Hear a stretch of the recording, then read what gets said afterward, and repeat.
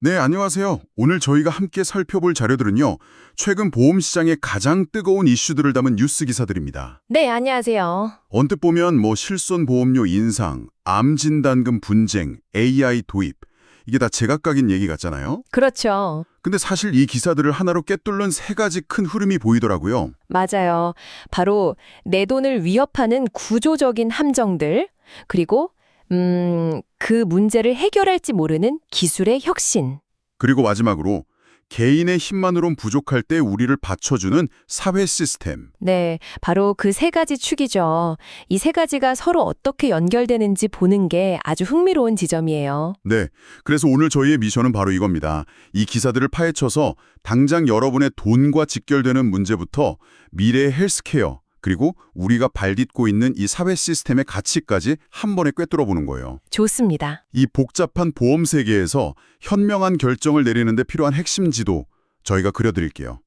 자, 그럼 시작해볼까요? 네, 가장 시급하고 아마 가장 많은 분들이 좀 화가 나 있을 문제부터 시작해보죠.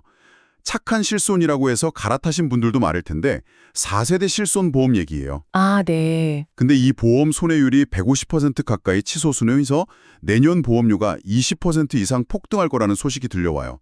이게 대체 어떻게 된 일일까요? 핵심은 결국 일부의 과잉 진료가 다수의 부담으로 이어진다는 거예요. 기사에서도 지적하듯이 소수의 가입자가 도수 치료나 영양주사 같은 비급여 진료를 아, 집중적으로 이용하면서 보험사가 받은 보험료보다 나가는 보험금이 훨씬 많아진 거죠. 이게 바로 손해율 150%라는 숫자의 의미고요. 잠깐만요. 근데 4세대 실손이 원래 그런 의료 쇼핑을 막으려고 보험료 차등제를 도입했던 거 아니었나요? 비급여 진료 많이 받으면 보험료 할증 붙여서요? 맞습니다. 근데 그게 왜 제대로 작동을 안 하는 걸까요? 아주 좋은 질문이에요. 그 제도가 있긴 하지만 현실에서는 한계가 뚜렷했던 거죠. 할증되는 보험료보다 과잉 진료로 얻는 이익이 더 크다고 느끼는 사람들이 여전히 존재하는 거고요. 아, 또 병원들의 과잉 진료 마케팅도 한몫했고요. 결국 금융당국도 이 방식만으로는 안 되겠다고 판단한 것 같아요. 그래서요? 그래서 비급여 보장을 대폭 줄이고 필수 의료 중심으로 재편한 5세대 실손보험 출시를 준비하고 있는 거고요. 이건 앞으로 실손보험의 보장 범위가 계속 줄어들 수 있다는 아주 중요한 신호탄으로 봐야 해요. 아, 결국 착해지려다 실패했다? 뭐 이런 거네요? 그렇죠. 씁쓸한 결과죠. 그런데 더 답답한 건 따로 있더라고요.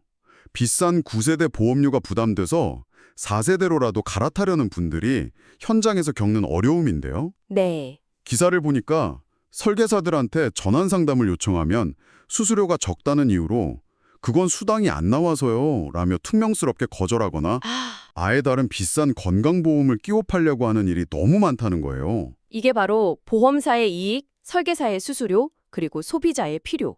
이 세 가지가 정면으로 충돌하는 이해상충의 교과서적인 사례예요. 이해상충이요? 네. 제도는 전환을 장려하는데 정작 상품을 판매하는 현장에서는 돈이 안 되니까 움직일 동기가 전혀 없는 거죠. 시스템의 명백한 허점이에요. 아, 그러니까 결국 내 이익과 설계사의 이익이 다를 수 있다는 거를 명심해야 한다는 거네요. 바로 그겁니다. 저도 예전에 통신사 요금제 더 싼 걸로 바꾸려고 하니까 갑자기 다들 바쁘다고 하던 기억이 나는데 딱 그런 상황이군요. 하하하하, 비슷하죠. 그럼 소비자는 어떻게 해야 해요? 이럴 때일수록 설계사의 말만 믿고 기다리면 안 돼요. 직접 보험사 고객센터에 전화하거나 온라인 채널을 통해 적극적으로 정보를 확인하고 직접 전환을 요청하는 자세가 필요합니다. 아, 직접 해야 되는군요. 네, 조금 번거롭더라도 내 돈은 내가 지켜야 하는 상황인 거죠. 정말 씁쓸하네요. 이번엔 보험금 지급과 관련된 듣기만 해도 화가 나는 사례를 좀 볼게요. 네, 어떤 내용이죠? 병원에서 분명히 난소암 C56 진단을 받았는데 보험사가 조직검사 결과지에 경계성 종양이라는 단어가 있다는 이유만으로 암보험금의 10에서 20%만 지급하는 경우예요. 아, 정말 억울한 상황이네요. 환자 입장에서는 정말 하늘이 무너지는 심정일 텐데요. 맞아요. 여기서 소비자가 가장 억울해하면서도 잘 모르는 부분이 있어요. 뭔데요? 바로 보험약관은 주치의가 환자의 상태를 종합적으로 보고 내리는 임상적 진단보다 현미경으로 세포를 들여다본 병리학적 진단, 즉 조직검사 결과를 절대적으로 우선시한다는 사실이에요. 잠깐만요. 그게 상식적으로 이해가 잘 안 가는데요? 그럼 의사가 이건 암입니다라고 진단해도 보험사는 서류에 적힌 단어 하나로 그걸 뒤집을 수 있다는 건가요? 정확해요. 비유하자면 주치의는 모든 단서를 종합해서 범인을 지목하는 탐정 같은 역할인데 네. 보험사는 오직 법의학 증거, 즉 조직검사 결과지만 믿는 셈이에요. 그 결과지에 보더라인, 경계성이라는 단어 하나 있으면 의사의 종합적인 판단과 상관없이 그것만 붙들고 늘어지는 거죠. 와, 보험사가 분쟁에서 이길 때 사용하는 가장 강력한 무기 중 하나예요. 그럼 어떻게 해야 하나요? 그래서 보험금을 청구하기 전에는 반드시 내 조직검사 결과지를 먼저 확인하고 이런 애매한 문구가 있다면 전문가의 자문을 꼭 구하는 게 분쟁을 피하는 최선의 길입니다. 와, 이건 정말 소비자가 모르면 당할 수밖에 없는 정보 비대칭의 끝판왕 같네요. 꼭 기억해둬야겠습니다. 네, 반드시요. 마지막으로 노후자금과 관련된 함정 얘기도 해볼게요.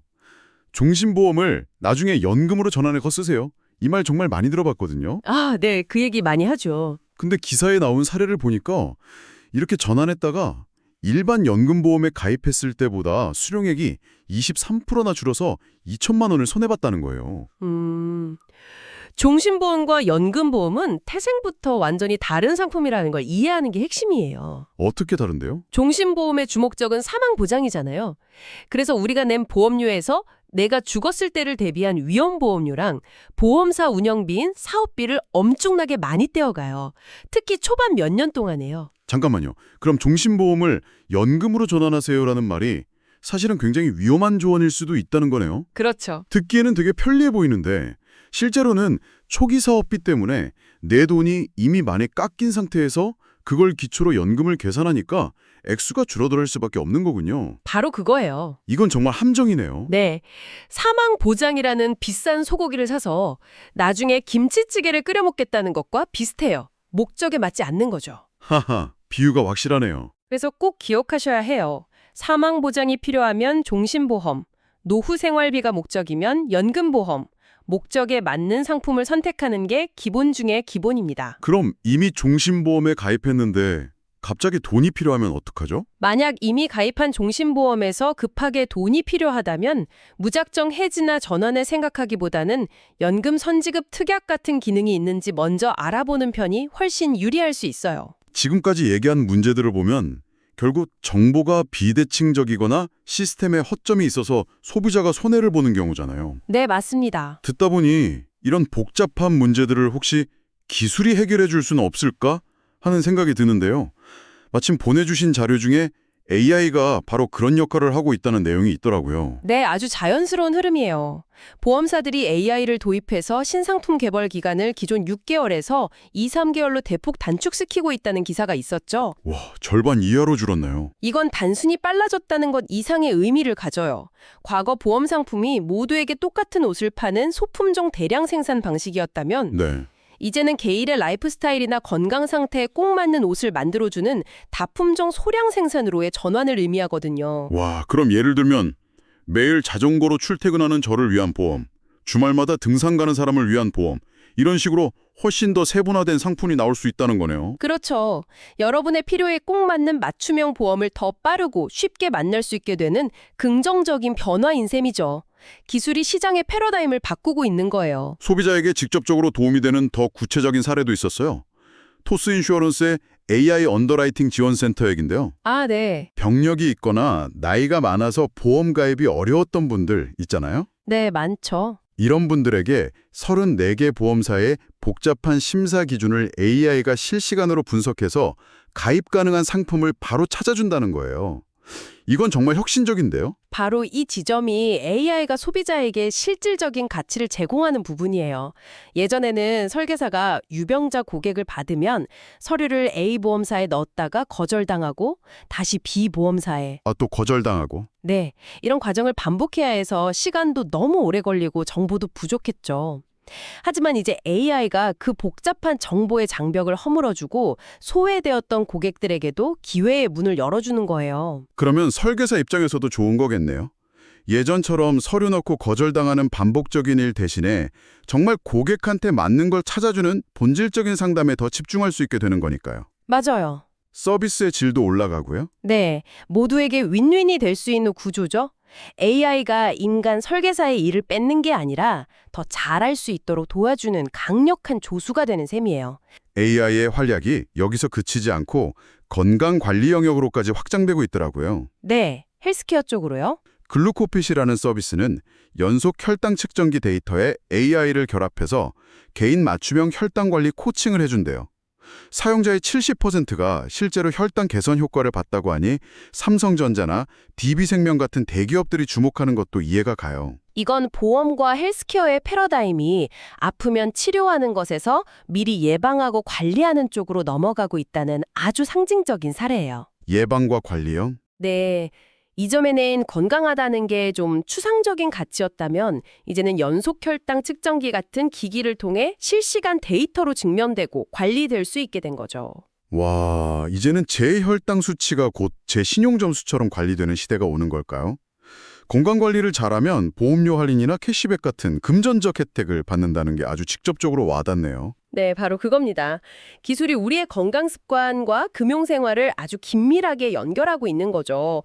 앞으로는 이렇게 꾸준히 건강을 관리하는 노력이 직접적인 혜택으로 돌아오는 시대가 본격적으로 열릴 거예요. AI가 이렇게 모든 걸 개인 맞춤형으로 만들어주는 걸 보면 정말 대단한데요. 보험부터 건강관리까지요. 그렇죠. 근데 한편으로는 이런 생각도 들어요. 개인이 아무리 철저히 대비해도 감당할 수 없는 너무 크거나 보편적인 위험들은 어떡하죠? 어떤 걸 말씀하시는 거죠? 예를 들면 청년 실업 문제나 아이를 키우는 어려움처럼요. 여기서 바로 사회적 안정망이라는 개념이 등장하는 것 같아요. 보내주신 다른 기사들에서 이 부분을 다루고 있었죠? 맞아요. 아무리 개인화된 보험이 발전해도 절대 대체할 수 없는 영역이 있죠. 최근 정부가 발표한 청년 정책 기본 계획이 좋은 예시가 될 수 있어요. 아, 그 정책이요? 네. 청년을 고용하는 기업에 세금 혜택을 주고 청년에게는 월세를 지원하고 저금리로 장기 대출을 해주는 내용이잖아요. 네, 청년들의 취업과 주거 안정을 돕는다는 취지죠. 이걸 보험의 관점에서 보면 개인의 노력만으로는 해결하기 어려운 청년 세대가 겪는 구조적 위험에 대해 사회가 공동으로 대처하려는 시도예요. 사회적 보험 같은 거네요. 네. 청년층의 경제적 자립은 단순히 그 세대만의 문제가 아니라 우리 사회 전체의 안정성과 미래 활력에 직결되니까요. 그런 의미에서 이런 정책은 미래를 위한 일종의 사회적 보험이라고 볼 수 있는 거죠. 민간이 협력하는 좀 더 따뜻한 소식도 있었어요. KB금융과 보건복지부가 협력해서 밤 12시까지 아이를 맡길 수 있는 야간 연장 볼봄 시설을 전국 360개소로 확대 지원한다는 내용이었는데요. 아, 그거 정말 좋은 소식이더라고요. 이건 정말 야근이 잦거나 갑자기 일이 생기는 맞벌이 부모님들한테는 눈물나게 고마운 소식일 것 같아요. 그쵸. 이런 촘촘한 사회적 지원이야말로 저출생 문제나 여성의 경력 단절 문제를 완화하는 데 실질적인 도움이 되거든요. 네. 개별 보험 상품이 질병이나 사고 같은 예측 가능한 특정 위험을 대비하는 것이라면 이런 사회 시스템은 육아처럼 삶의 과정에서 누구나 겪을 수 있는 보편적인 어려움이라는 공백을 메워주는 역할을 하는 거죠. 아, 민간 보험이 할 수 없는 영역을 사회가 보완해 주는 거군요. 네, 바로 그걸 잘 보여주는 사례예요. 마지막으로 우리가 너무 당연하게 여겼던 것의 가치를 돌아보게 하는 사연이 있었어요. 유튜버 올리버쌤의 이야기인데요. 네, 저도 봤습니다. 미국에 계신 아버님의 췌장암 치료를 위해 이민을 알아보셨는데 한 달에 400만 원이 넘는 엄청난 보험료를 내도 400만 원이요? 네. 근데 본인 부담금이 너무 높고 절차가 까다로워서 제대로 된 치료를 받기 어려워 결국 포기했다는 이야기였어요. 정말 충격적이더라고요. 이 사례는 한국의 국민건강보험 그리고 특히 암과 같은 중증 질환 환자들의 본인 부담률을 5%로 대폭 낮춰주는 산정특례 제도가 얼마나 강력하고 소중한 사회적 안전망인지 아주 극적으로 보여줘요. 미국처럼 모든 것을 시장 논리와 개인의 능력에 맡겼을 때 어떤 결과가 나타나는지를 명확하게 대비시켜주는 거죠. 맞아요. 우리가 평소에 건강보험료 나가는 거 아깝다고 불평하기도 하잖아요. 그렇죠. 근데 이 얘기를 들으니까 그 돈이 사실은 내가 언젠가 최악의 상황에 처했을 때 나를 지켜줄 최소한의 방어막을 만드는 비용이었구나 하는 생각이 드네요. 네. 당연하게 생각했던 것의 가치를 다시 보게 돼요. 네, 때로는 불만도 있지만 큰 병에 걸렸을 때 국가가 최소한의 방패가 되어준다는 것, 이것이 우리가 가진 매우 중요한 사회적 자산의 가치라는 걸 꼭 기억해야 해요. 오늘 저희는 치솟는 실손보험료 같은 현실적인 돈 문제부터 AI가 바꾸는 보험의 미래, 그리고 우리가 딛고선 사회 안전망의 소중함까지 정말 다양한 이야기를 나눠봤어요. 네, 정말 폭넓게 잘 얻네요. 결국 보험이라는 게 다가올 위험에 대비하는 도구인데 그 방식이 개인의 현명한 선택, 기술의 발전, 그리고 튼튼한 사회 시스템이라는 세 개의 바퀴로 함께 굴러간다는 걸 알 수 있었네요. 오늘 살펴본 기사들 속에서 가장 흥미로운 지점은 바로 개인의 책임과 시스템의 역할 사이의 긴장과 조화인 것 같아요. 아, 긴장과 좋아요? 네, 보험금을 제대로 받기 위해 약관을 살피고 조직검사지까지 직접 챙겨야 하는 개인의 노력이 필요한 동시에 아플 때 기댈 수 있는 건강보험이라는 거대한 시스템의 고마움을 다시 한번 생각하게 되잖아요. 그렇네요. 이 둘은 서로를 대체하는 게 아니라 끊임없이 상호 보완하는 관계인 셈이죠. 오늘 AI가 개인의 질병 위험을 예측하고 맞춤형 상품을 찾아주는 미래를 엿봤는데요. 여기서 한 걸음 더 나아가 이런 질문을 청취자분들께 던져보면서 마무리하고 싶어요. 네, 만약 AI 기술이 극도로 발전해서 여러분 각자의 미래 건강 위험, 예를 들어 몇 살에 어떤 암에 걸릴 확률이 거의 100%에 가깝게 예측할 수 있게 된다면 어떻게 될까요? 위험을 함께 나누고 분산한다는 보험의 가장 기본 원리는 그때도 유효할까요? 태어날 때부터 정해진 유전적 위험에 따라 모든 사람의 보험료가 천차만별로 달라지는 세상은 과연 공정하다고 할 수 있을까요? 한 번쯤 깊이 생각해 보실 문제입니다.